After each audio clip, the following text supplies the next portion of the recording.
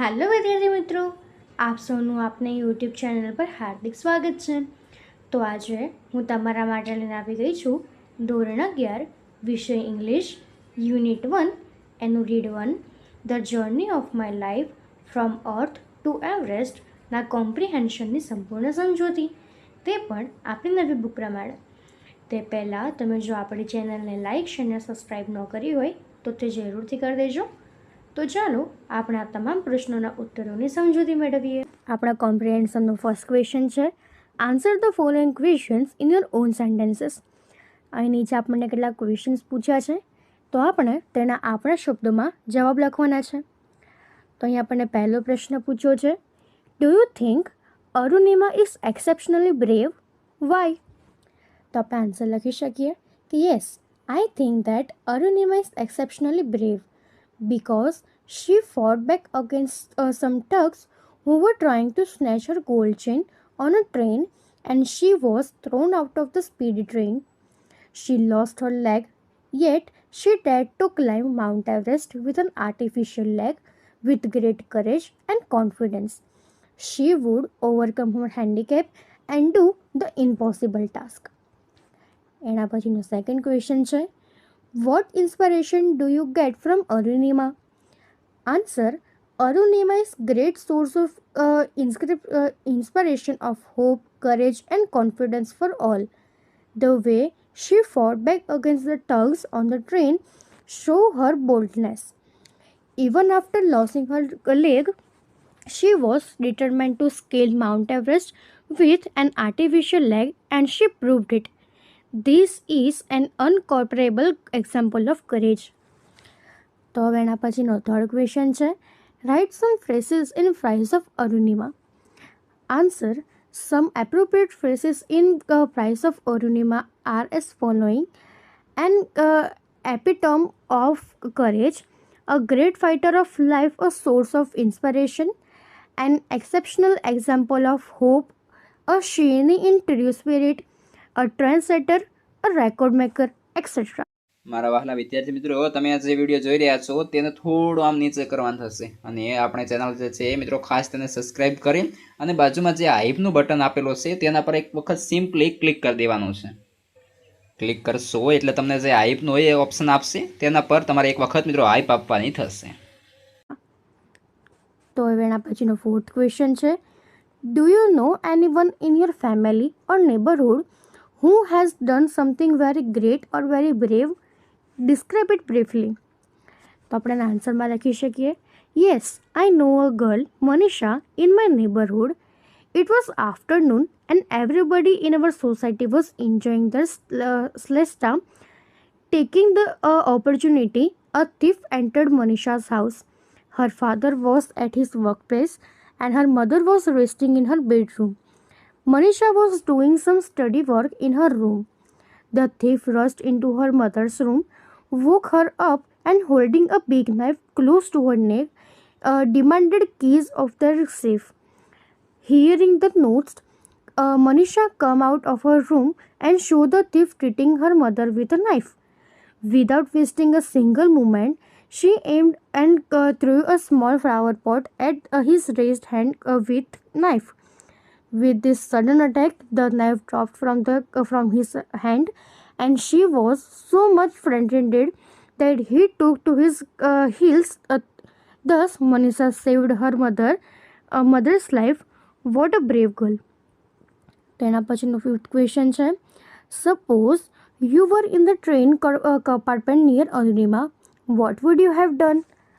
Answer, had I been in the train compartment near Arunima, I would have snaked to the other passengers and plead them to fight against the thugs.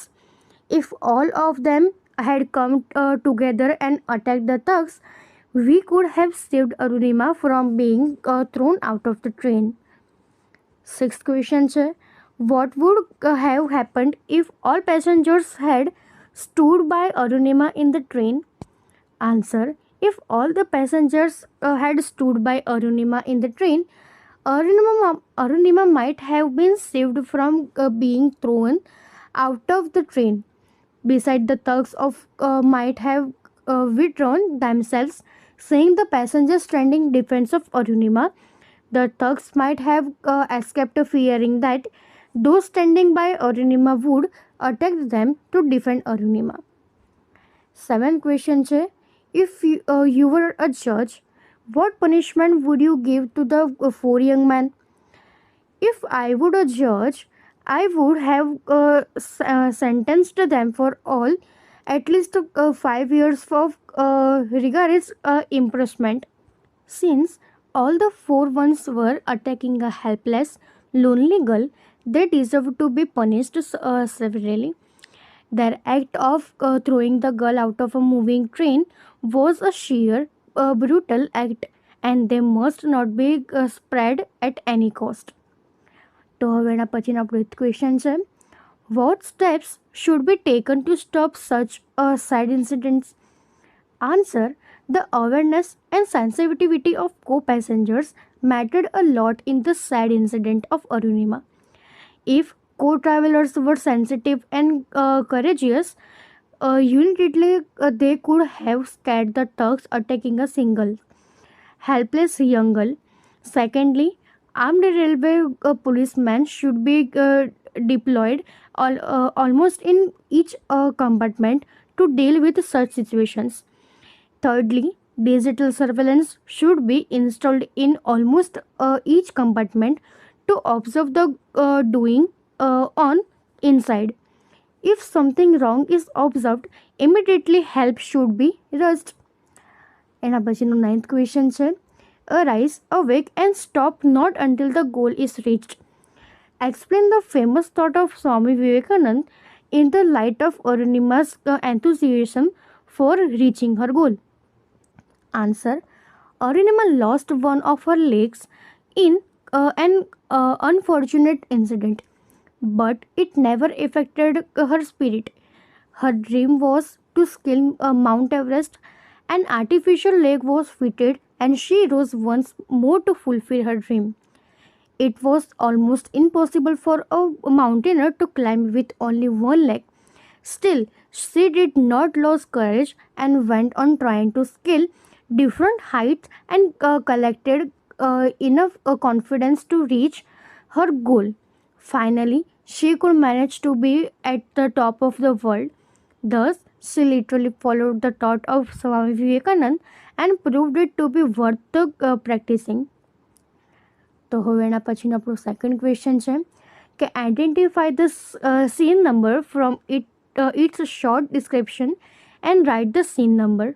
તો એમાં અહીંયા આપણને કેટલાક sentences આપ્યા છે કે જે આપણને અલગ અલગ સીનના ડિસ્ક્રિપ્શન આપેલા છે. તો આપણે તે સીન ઓળખવાના છે અને એના સીન નંબર લખવાના છે. તો ફર્સ્ટ સેન્ટેન્સ છે કે Arunima got her dreams fulfilled. તો એ આપણું થશે સીન નંબર 4. સેકન્ડ છે Arunima got an inspiring and encouraging guru. તો એ થશે સીન 3. એના પછીનો થર્ડ સેન્ટેન્સ છે કે Arunima spirit of bravery and fighting against the crime. તો તે થશે સીન 1. ફોર્થ છે a new ray of hope changed Arunima's suffering soul. તો તે થશે સીન 2. એના પછીનો ફિફ્થ છે કે Arunima become a world record holder. તો એ થશે સીન નંબર 4. સિક્સ્થ છે the announcement of the final expectational. તો થશે scene number 4. The terribly sad incident. તો એ થશે સીન નંબર 1. એથ છે કે accepting a seemingly impossible challenge. તો એ થશે સીન નંબર 2. તો અહીં આપણો આ ક્વેશ્ચન પૂરો થયો. તો હવે આપણો થર્ડ ક્વેશ્ચન છે કે match the paraphrased sentence with the original text sentences. તો અહીં આપણને નીચે કેટલાક સેન્ટેન્સીસ આપ્યા છે તેને ઓરિજિનલ ટેક્સ્ટ સાથે જોઈન કરવાના છે. તો આપણું ફર્સ્ટ સેન્ટેન્સ છે કે as no one come to save Arunima she had to fight. તો એનું ઓરિજિનલ સેન્ટેન્સ થશે કે even though the compartment and punished him back. સેકન્ડ છે from PM to auto drivers and roadside vendors along with media all supported Arunima. તો એનું original sentence થશે કે the union government would did to pray for my recovery. એના પછી third છે કે Bachendri Pal appreciated Arunima a lot and filled her with confidence to climb the Everest after climbing Chamser Kangri mountain. તો એનું ઓરિજિનલ થશે કે Bachendri Pal you will be on your way to the Everest. Fourth છે સાહેબ્સ inspiration encourage Arunima to set a difficult but rewarding goal of her life. તો તેનું original sentence થશે કે one morning my brother in law થી you take off Mount Everest. અને એના પછી લાસ્ટ છે કે within a moment she lost her leg in the accident and she faint. તો તે થશે ગચ દેટ વોઝ થી ધેન આઈ ફેન્ટેડ. તો આપણે આ રીતે આ સેન્ટેન્સીસને જોઈન કરી શકીએ છીએ. તો હવે એના પછીનો આપણો ફોર્થ ક્વેશ્ચન છે કે classify the following words or phrase related to Arunima in the given table. તો અહીંયા આપણને નીચે કેટલાક વર્ડ્સ અને ફ્રેઝ આપ્યા છે, તો આપણે તેને અરુણિમાના વિશે લખવાના છે. તો અહીં સૌથી પહેલું આપણું કોલમ છે કે અરુણિમાસ ફ્રેઝ અથવા તો એડમિનિસ્ટ્રેશન. તો એમાં આપણે લખી શકીએ કે national level player, candle march, first female M2, મેરી શેની, વામ એમરન્સ, TRP soared and on the top of the world. Arunima sufferings કે તો ટ્રબલ્સ, તેમાં આપણે લખી શકીએ got an extra hard kick, flew out of the train, ping pong, ગચ, ફેટેન્ટેડ, હેન્ડીકેપ અને પેઇન્ટિંગ લેબ. અને એના પછી લાસ્ટ છે કે અરુણિમાસ કરેજ, તો pushed your youth back, caught a youth by his collar, ठीक है हम करेंगे, fell in love with a stranger and dragged to the top. તો આપણે આ રીતે એને લખી શકીએ છીએ. તો હવે એના પછીનો આપણો ફિફ્થ ક્વેશ્ચન છે કે relate the word or phrase from the story to its paraphrase. તો અહીં આપણને કેટલાક ફ્રેસીસ આપે છે, એમાંથી આપણા જે સ્ટોરી છે એમાંથી વર્ડ્સ રિલેટેડ થતા એ લખવાના છે. તો ફર્સ્ટ આપણને આપ્યું છે કે T1, એમાં આપણને આપ્યું છે a national level volleyball player. તો એનું થશે P3 એટલે કે Arunima's decision to climb Mount Everest. Second છે ફિલો પેસેન્જર્સ, તો તે થશે their attempts could have saved Arunima. Third છે અ ફ્રેન્ઝી, તો તેનું થશે the cowardice of a criminal man because of which a lonely girl had to suffer a lot.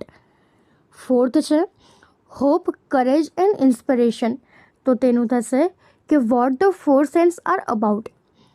Fifth છે I had no intention of parting with my chain, તો તેનું થશે કે Arunima's determination to fight against unlawful acts. એના પછી sixth છે પિંગ pong, તો તેનું થશે કે બિટવીન ટુ ટ્રેન્સ. પછી સેવન્થ છે ઠીક હે હમ કર લેંગે, તો તેનું થશે કે what Arunima was before the sad accident. અને એના પછી એઇથ છે કે ધ રેકોર્ડ, તો તે થશે કે Arunima become the first female M2 two climb Mount Everest. તો આપણે આ રીતે લખી શકીએ છીએ. તો અહીં આપણા કોમ્પ્રિહેન્શનના તમામ પ્રશ્ન પૂર્ણ થાય છે. જો આમાં તમને કોઈ પણ ડાઉટ હોય તો તમે તે કોમેન્ટ સેક્શનમાં જરૂરથી જણાવી શકો છો. અને આપણી ચેનલને લાઇક, શેર અને સબસ્ક્રાઈબ જરૂરથી કરી દેજો. Thank you.